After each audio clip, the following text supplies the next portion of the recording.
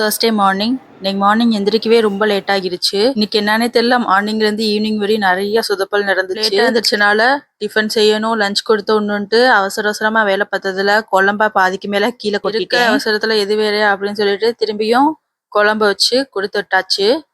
லஞ்ச்லாம் கொடுத்து விட்டுட்டு வந்து கிச்சனை பார்க்குறேன், தலையே சுத்திருச்சு. யூஸ்வலாக தேர்ஸ்டே வீடு க்ளீன் பண்ணி சாமி கும்பிட்டுருவேன். வீக்லி தேர்ஸ்டே, ஃப்ரைடே, சாட்டர்டே இந்த 3 டேஸும் சாமி கும்பிட்டுருவேன் வீட்டில்.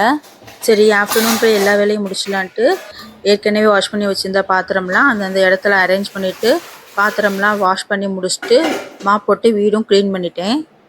இன்றைக்கி நடந்த அடுத்த சொதப்பல் என்னன்னா, ட்ரெண்டிங்காக போகிற வாட்டர்மெலன் ஐஸ்கிரீம் செய்யலாம்னு வாட்டர்மெலன் முன்னாடி நாளே வாங்கிட்டு வந்து செஞ்சு ஃப்ரீசரில் வச்சுருந்தேன்.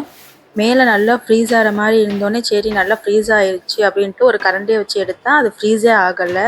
உள்ளே ஃபுல்லாக அப்படியே தண்ணியாகவே இருந்துச்சு. சரி வேறு ஒன்றும் பண்ண முடியாதுன்னு தண்ணியோடய அந்த ஐஸ்கிரீமை சாப்பிட்டுட்டு குளிச்சுட்டு ஈவினிங் சாமி கும்பிட ரெடி ஆகியாச்சு. கொஞ்ச நாளாக வியாழன் இல்லைன்னா சனி 2ல் ஒரு நாள் ஆஞ்சநேயர் கோயிலுக்கு போயிட்டு வந்துட்டுருக்கோம். எப்பயும் ஹஸ்பண்டோட தான் போவேன். இந்த டைம் வேலை இருக்கனால லேட் ஆகும், நீ போயிட்டு வந்துடுன்னு சொன்னனால நான் பாப்பாவை கூட்டிகிட்டு போயிட்டு வந்துட்டேன். கோயில் போயிட்டு வந்த உடனே பாப்பாவை தூங்க வச்சுட்டேன். அவள் முழிச்சிருந்தா எந்த வேலையுமே பார்க்க விட மாட்டா.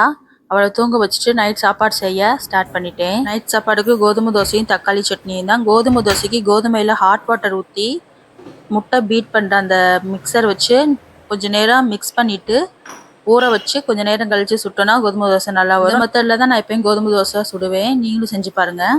இன்றைக்கி தக்காளி சட்னின்னு சொன்னோன்னே என்னன்னே தெரியல. ஹஸ்பண்ட் நான் வதக்கி அரைச்சிக்கிறேன், நீ கட் பண்ணி ரெடி பண்ணி மட்டும் வையின்னு சொல்லிட்டாரு. நானும் கட் பண்ணி ரெடி பண்ணி வச்சுட்டேன்.